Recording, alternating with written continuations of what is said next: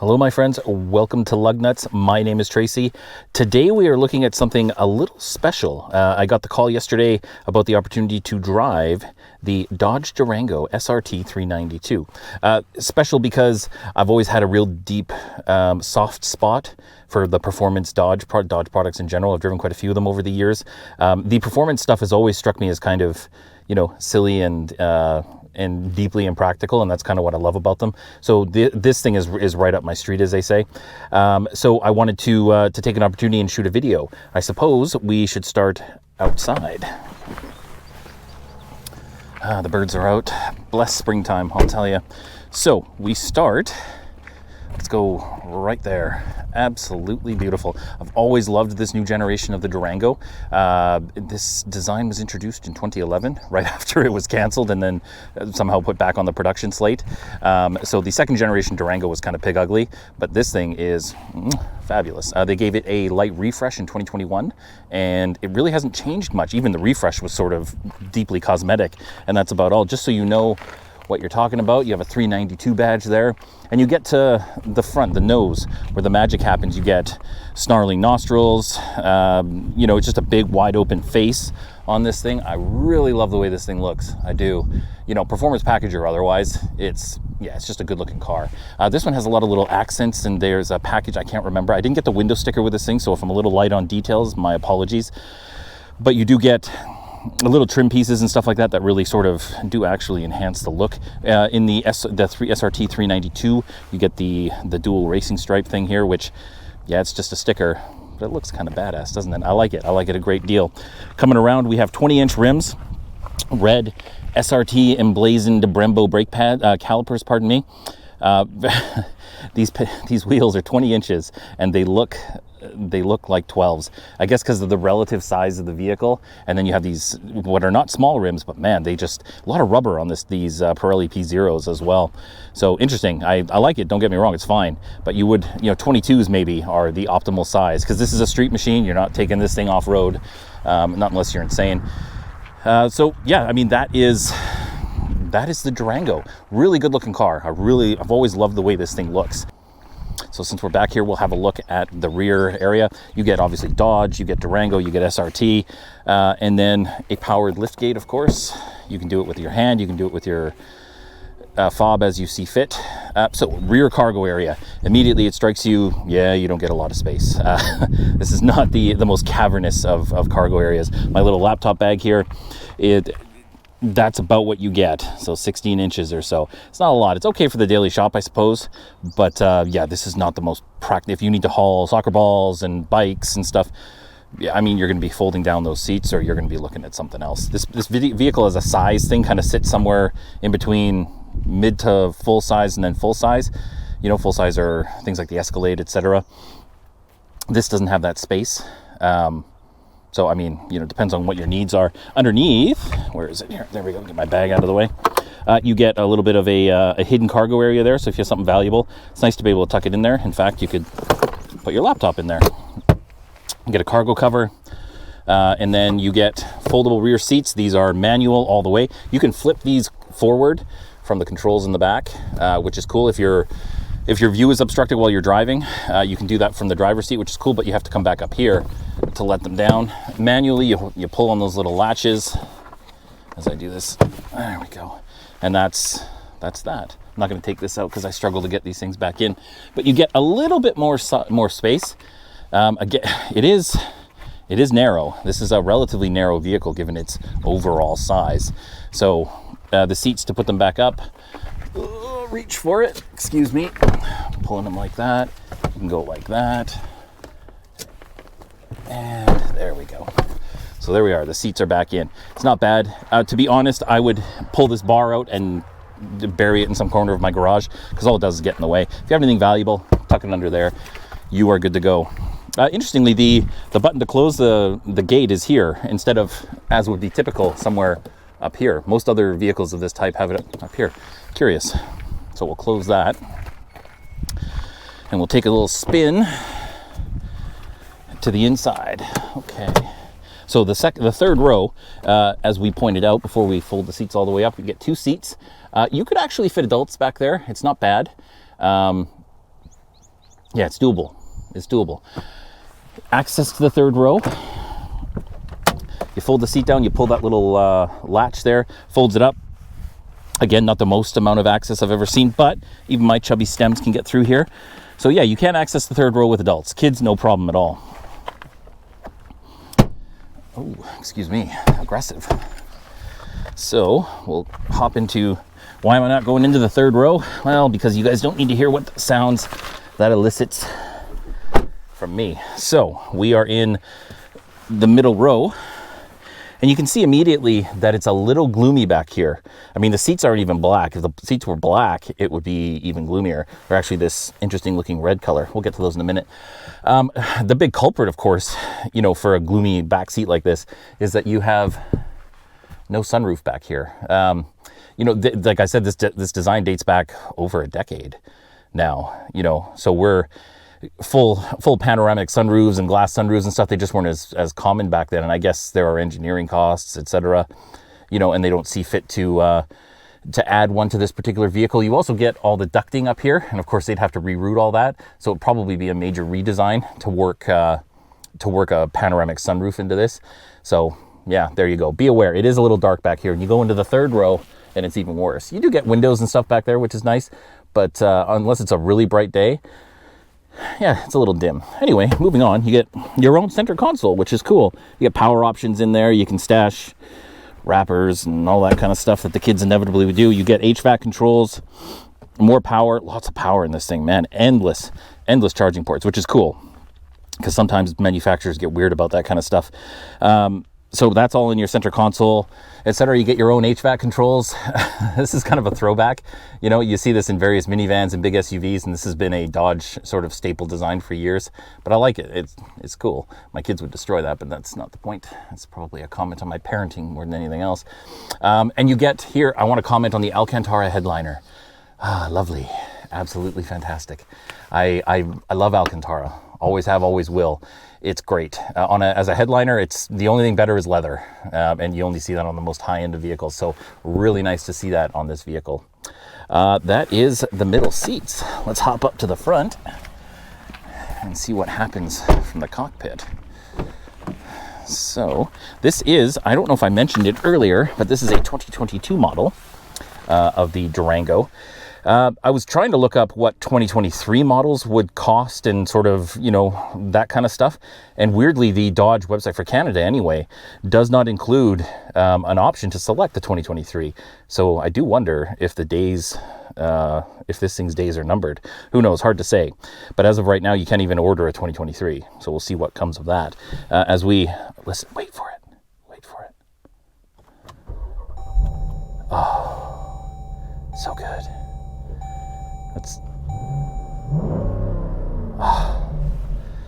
Oh, that makes me happy, man. Oh, so nice. So you get, sorry, I got distracted.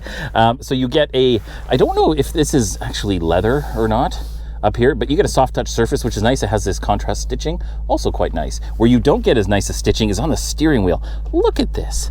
This looks like I did it when I'd had one too many Chardonnays.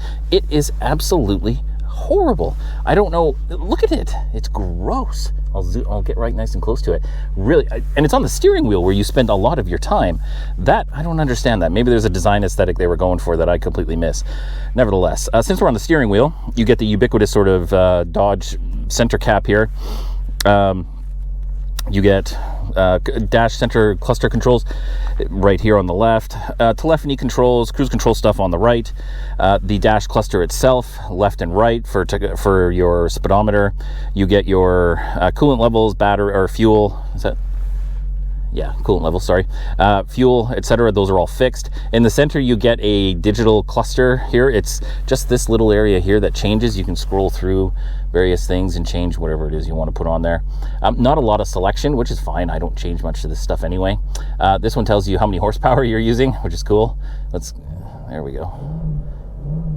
Makes all that noise and barely uses the horsepower. I love that.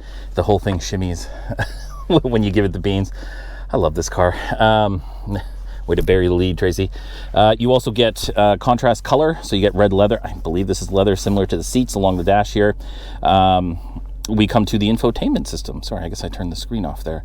Ooh, SRT. Many other. Oh, had my podcast on. Hold on. I'm gonna do a quick cut here. Hold on one second. Okay, sorry about that. Had to turn my podcast off. Smith and Sniff, if anybody's interested. Great automotive podcast out of England. So you get full wireless CarPlay in this thing, which is really cool. Your CarPlay will take you to, here, we'll go there. Sort of gives you most of the screen. What you retain are the sort of fixed controls here along the bottom, and you get various bits of information at the top. You can do your heated seat and steering wheel stuff from there. Gives you relative temperature, various other bits of functionality. It's quite interesting. The screen is relatively nimble. Like, it responds well in CarPlay, etc. when you go through these other screens. It doesn't lag too bad. You know, some of these native systems can be pretty funky. So this is, as far as I'm aware, this is still the sort of one of the standard systems you'll get in the Dodge lineup, and I like it. I like it a lot. It's easy to use, right? You know, we don't need these things to be complicated. And some of the new stuff, I mean, it's just, way too much technical, or, you know, you get caught up in all the technical nonsense. Moving on, you get below, you get all your HVAC controls, etc., which are also in the car. So you go to comfort, or in the infotainment, pardon me, you get all that stuff here, but it's also there in real buttons, which is cool. I think that's great. You get driver controls here. You hit the SRT button, and that takes you to, you can select your various drive modes, etc. We'll test out the sport mode a little later on. This thing actually has launch control. I'm not going to do that because this was loaned to me as a favor from a friend who may or may not have had permission to do so. So I'm not going to cane on this thing, but it is there should you choose to indulge. A few other control options down here that you can toggle on and off. Love the fact that it's buttons. It's a piano black, but that's okay. You won't touch them that much, so they should be all right. I like the matte black that they've put here on these controls, because you're going to touch this stuff all the time, and that should hold up quite nicely. They have used piano black elsewhere, etc., because it's shiny and pretty, blah blah blah. It will get dusty and fingerprints, that's fine, but what it won't do is get scratched anywhere near as heavily as you would see it here, because you can tell, excuse the water drops, further down the console you get more of that matte black, and that's nice to see. I like that. Here you get more charging ports. Look at all the charging ports in here. You get an auxiliary port, for God's sake. When was the last time you saw one of those? Who's plugging? I mean, I don't know what you're plugging in here from 1993, but you can do it in the Dodge Durango. You get a wireless charging pad, which is awesome. It's cool when they add those little bits of technology that keep a car relatively up to date. Cup holders, etc., shifter. You get a rather unusual center console in the sense that you can open it two ways. You open it, this is the main cabin, and then if you hit, I can't really show it to you, but if you hit the, oh no, I can show it to you. Sorry, you hit this one, it opens the whole thing. You hit this one, it just gives you the little change drawer here or whatever. Interesting. That's has its uses, I suppose. Anyway, that's how that works. And we get, it must be said, contrast leather. You don't just get red, but you get black or charcoal or whatever color this is. In this SRT edition, you can opt for black if you prefer. My wife was less than impressed with the color of the seats in this car, but she's getting older and, you know, more conservative with every day. I rather like the red. It's okay. I don't know. I never used to care for it. I think I'm getting less conservative as I get older. You get the red seat belts as well. I'll pull one of these out so you can see them. Very cool. I think that's an option, $400 or $500, Canadian, of course. But that's cool. I would absolutely do that. I would do that on a sunglass holder. They didn't skimp on that. But you also get a sunroof. You know, it's a very standard sunroof, isn't it? So yeah, that's it. That's what you get on the inside of the Durango. I think, my friends, it is time to drive. I've really been looking forward to this one. This is, you know, I've said it before, I'm not an aggressive or sporty driver by any means, but you put me behind the wheel of anything with a lot of power, and I do like to put the foot down and see how it goes. So I think that's what we're going to do. Yeah, let's do it. All right, we are what everybody is here to see. We're behind the wheel. So this thing, I was going to give her the beans there, but then there's a big group of cyclists, and that'll get me arrested. This SRT 392 comes with a 6.4 liter version of the V8 Hemi. I like the Hemi. I think it's it's become a ubiquitous platform across, or engine across numerous sort of Chrysler offerings, I guess. Are we still calling it Chrysler or Stellantis? I don't know. But you can get that engine and various versions of it in so many different vehicles. This one will generate about 475 horsepower and 470 pound-feet of torque. That's quite a bit of grunt in a car that is not small, but also isn't as big as you might imagine. This is a relatively compact, large SUV, if that makes any sense. I probably just contradicted myself, but it is set up quite nicely to take that power and do something good with it. So it's a lot of fun. There's way more construction on this road than the last time I was here, so I think I'm going to have to go to the other end to put my foot down and see what happens. So, but you do, it does give you a wonderful sensation. It's sort of a lazy, pouring onto the power, and then all of a sudden you reach the power band, I guess, and it really kicks in. It's cool. And if you put your foot down, like right from stop, it just absolutely hauls. So I was having a little bit of fun with it last night, and yeah, this thing's great to drive. I really enjoy it. Sorry if I'm coming off as a little less restrained than I usually am on these videos. It's because I'm excited. What can I tell you? I'm like my 13-year-old son. He loves this thing too. So in addition to the horsepower and the torque, you also get an 8-speed automatic transmission. All-wheel drive is standard across the range. Doesn't matter which one you get. It gives the vehicle a real grippy feeling when you're putting it through a corner, etc. It feels quite stable. It's actually remarkably so. We're coming up on a bit of a hillside here where I might be able to power it up, and just to give you guys a little bit of an idea of the sensation of it. It really does, for what it is, for a big, just a fairly massive car, it handles its power really well. There we go, going up the hill. Hope I don't crash into anybody. Yeah, there you go. And it's nice, right? It's got a wonderful sensation. You can have a lot of fun driving this thing. I found it to be relatively comfortable. I haven't done a ton of miles in it, so, but my ass doesn't hurt yet, and that's a good thing. So, you could quite comfortably daily drive this thing, and then go out and have some fun on the weekends, all in the same car. So the official numbers on this thing show 0 to 60 right around 4.7 seconds. I'm going to try and find a spot to test that. And here, let's pull out in front of this guy. There we go. Make sure there are no cops around. Yeah, it loves to snarl. I don't know how much of that you guys is the mic's gonna pick up, but it loves to make noise. I tell you, this is not what you would call a subtle car, but it's hypnotic. I really, I don't know. I'm gonna miss the V8s when they're gone. I like a V6. I like a turbocharged 4-cylinder, all that stuff. But yeah, that burble from the V8. My son called it that this morning. He says, "Dad, it sounds like there's water in there." And I'm like, yeah, that's kind of what a big V8 sounds like. So yeah, I'm gonna miss that. This thing this thing's making me nostalgic, and it's not even gone yet. In my mad scramble to accumulate some details about this vehicle last night, I came across the fact that Dodge hasn't really introduced a new car in over a decade. They just introduced the Hornet. For reference, today is March 30th, 2023. So they just introduced the Hornet, and that's their first new model in a long time. And it's starting to do electrification, etc. So, Dodge has been, Stellantis, I guess, or, their North American component has been slow to come around on that stuff. So that's sort of their baby steps into the future, I suppose. This thing is still rooted firmly in the past, or the present, as it were. So it'll be interesting to see what happens to this thing, because it can't stay as it is. It's just, I don't know, the culture and the industry in general, it just won't allow for it anymore, which, is a shame. I think we should be afforded the choice, but market demands are what they are, and I guess eventually nobody will want to power a V8 anyway, at least not enough of them to justify the expense of making them. So nobody stands in the way of the future. All right, here we go. We are going to test acceleration. So we're going to do 0 to 100 because this thing's in kilometers. I'm going to put it right down to the floor and see where we go. I'm not using launch control. Oh, well, let's put it in sport mode, shall we?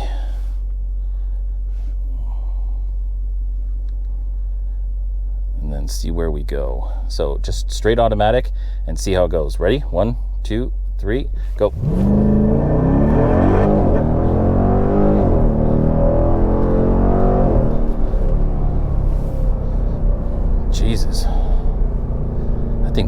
strange noises. Oh, can we do that again? Man, oh man. Well, that was interesting. Whew, boy. All right, I'm going to put it back in auto. Well, that was fun. I'll try and figure out how fast that was. I'll be honest with you, I think I might have let off a little bit there as she proceeded to go crazy. But that was fun. And it, oh man, it for a vehicle this size, she really leapt off the line. Holy smokes, that was great. I really enjoyed that. Yeah, so I would say 4.7 is probably a very attainable number. Oh, that was thrilling. So the Durango starts at around $48,000 Canadian. That gets you I believe the 3.6 liter Pentastar, a decent amount of equipment. It's a perfectly serviceable everyday car.